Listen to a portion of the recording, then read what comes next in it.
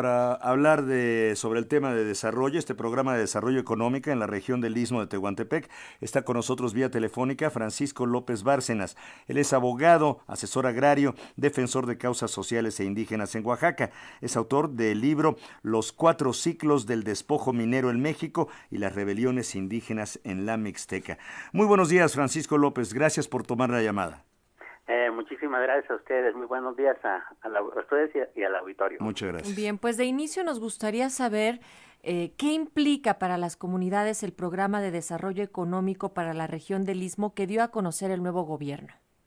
Bueno, me gustaría decir que yo no conozco que ya haya un proyecto tal como tal. Lo que hay es digamos, las intenciones de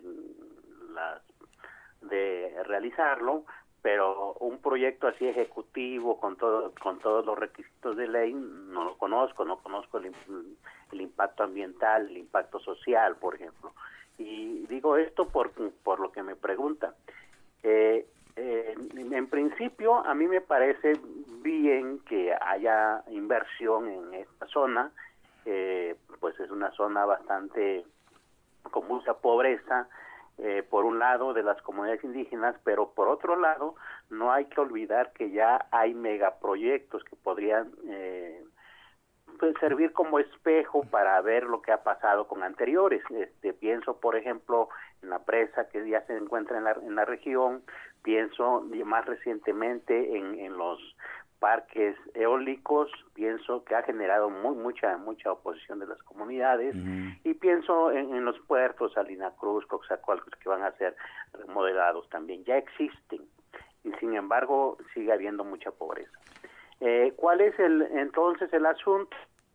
Invertir por invertir no tiene mucho sentido para las comunidades.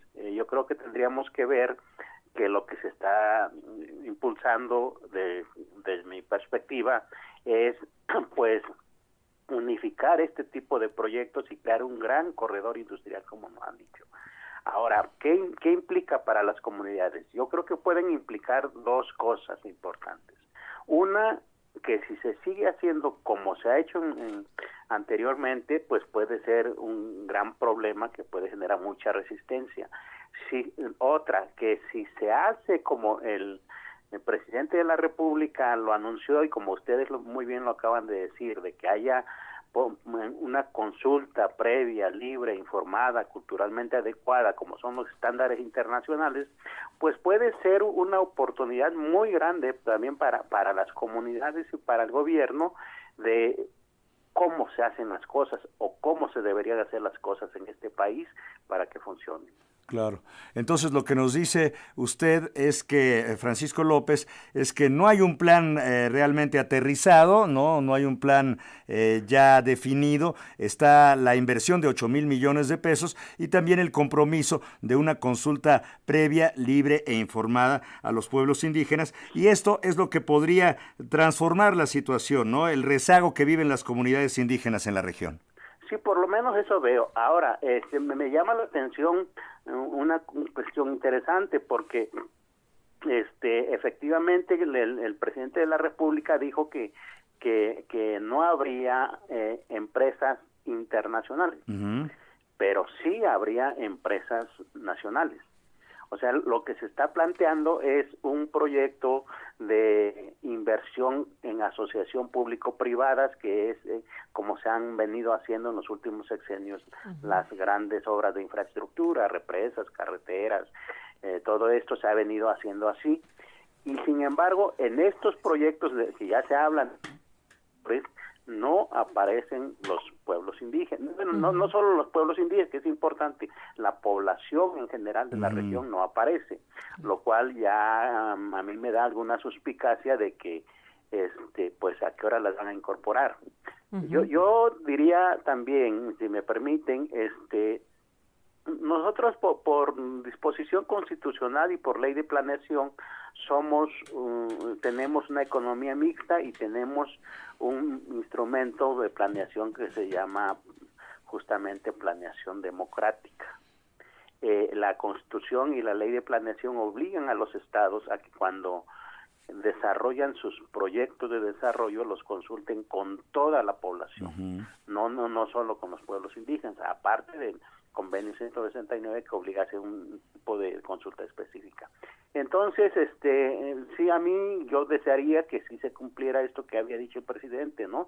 Que sí se va a involucrar a la comunidad, porque yo creo que el problema es ese, que los proyectos se hacen desde fuera, se imponen y entonces la gente pues se entera cuando ya la están afectando, y ese siempre ha sido siempre el problema en nuestro país, ¿no? Uh-huh. Y en ese sentido también, Francisco López Bárcenas, ¿qué programas tendrían que existir, digamos, programas sociales para la población en este proyecto que aún estaría en construcción, como lo ha mencionado?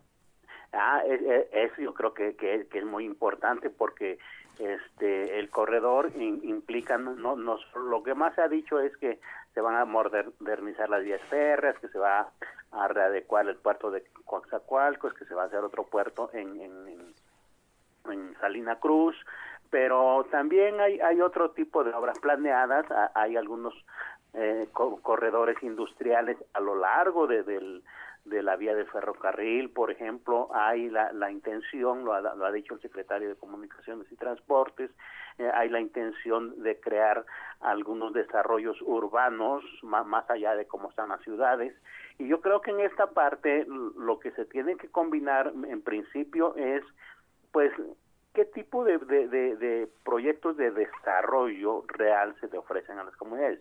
Quiero decir, como se conoce actualmente el proyecto, lo que tenemos es que pueden involucrarse únicamente en servicios, pero creo que esa no puede ser el futuro de la gente de ahí. Claro. Podrían crearse proyectos específicos, no sé, de agricultura, de otro tipo de proyectos que respondan a la realidad de ellos, ¿no? Claro, pero Francisco, ojalá y no corran con la suerte de, por ejemplo, el plan Puebla-Panamá. Es que mira, ese justamente ese proyecto, la duda también, este plan no es nuevo. Bueno, desde Hernán Cortés ya lo mencionaba en sus cartas al rey de España, pero más recientemente estuvo con López Portillo la intención de hacerlo en el plan Alfa Omega de Desarrollo Integral del Istmo.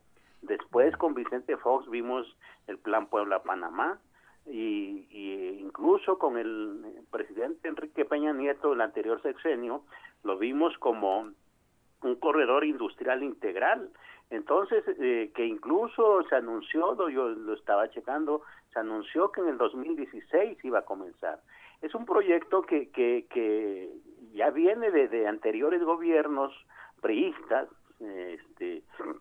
o panistas, y que ahora retoma el gobierno de Morena, que ha prometido pues hacer una cuarta transformación. Esa es la preocupación que yo tengo. Ya. ¿Hasta dónde estos proyectos se van a readecuar, o hasta dónde va a ser lo mismo? Si fuera lo mismo, pues no, pues estamos fregados ahí. Pues sí, claro. Sí, Oye, sí. Francisco y las López, comunidades se van a seguir oponiendo. Ese es el gran problema. nos interesa mucho tu punto de vista, te agradecemos muchísimo que hayas tomado la llamada y estaremos, si nos lo permites, en contacto para ver cómo se va desarrollando este importante plan que transformaría la vida del Istmo de Tehuantepec. Con muchísimo gusto, muchas gracias. Gracias, Francisco López Bárcenas, abogado, asesor agrario y defensor de causas sociales e indígenas en Oaxaca, por esta entrevista.